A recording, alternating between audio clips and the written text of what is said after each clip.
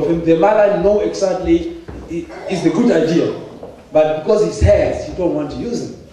She have to use them for her own personal use, and let my father just, you know.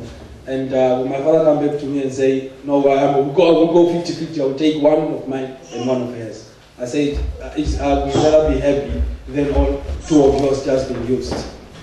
I went back to school. I did my year 11 and my year 12. I finished my school. And these women keep telling me off and everything like this. I never ever wear an underwear, but most of these kids were younger than me. They put the pants on when they was in year 1 or 2. My first pants I put is I was in year 10. First one, but not new. I got it from my older brother. It was not new from the shop. I got it from my older brother. But all the other young kids at home, they were wearing anything they want. But anything I have to put on my body, I have to strike. I have to strike and steal and do this and that. I have to do something to get my life getting on. I was in year 12, but there's no way where I have to look good. You know, so I happened to pay for my school fee at 12. I dig there's some stuff that we dig in the field now to sell that make medicine, tablets and stuff like that. They import it in UK, they import it in here.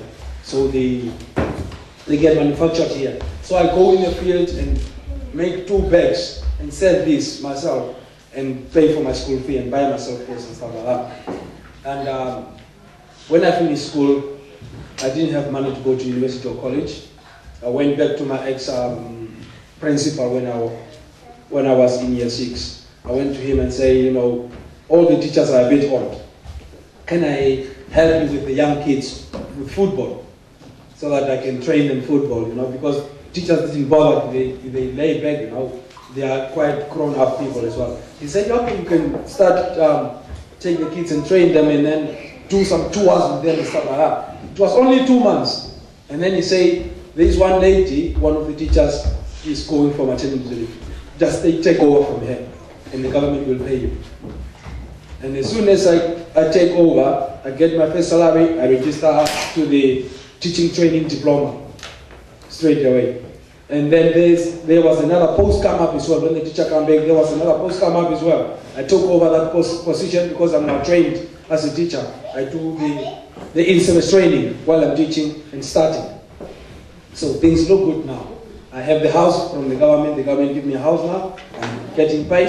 I'm bringing food at home. I'm bringing sugar, everything at home. But I don't have access to go in that house when I want anything. I put the food in the house, I went out, and there is a barber barrier now. No more going back inside. I have to wait from this mother to give me sugar or anything. I'm an older person, I'm a grown-up person bringing food at home. But there is still no appreciation. But I didn't want to leave my father there and live because he'd be there for me. But the only solution my father gave me one day says, I stopped to go home because when you're grown up, things are affecting you now direct. When you was young, you wouldn't feel it. But when you are grown up now, you see the things is really affecting you. I stopped to go home, then my father came to the city where I was teaching and say, why you come? Why don't you not come home anymore? I said, I think you have to know that. No, I don't. You need to come home so that we can talk. I went home over the weekend and he asked me, and I said, I think you know about our mother. He's not treating us very well. And my father was so angry, and he says, I think it's you who are wrong. That was the solution I was waiting for me to leave. Because I couldn't leave the house without hearing from him. He said, he thought I am the one who is wrong. And I went, it's fair enough, if you say so. I respect you as my father. So I think that was the last day for me to stay there. I called my father and my mother, I tell them all the problem and tell them I'm not going back there. If you're not going to take me away from there, if you're not going to let me come to your place, I can buy my own place now. So they went to my uncle and tell them everything, and so I moved. But up to today, he is my father. He is my uncle is my uncle. And this stepmother of mine is my stepmother. Because without them, I wouldn't grown up. They give me food, they feed me. But God gave me power not to give up my education. Amen.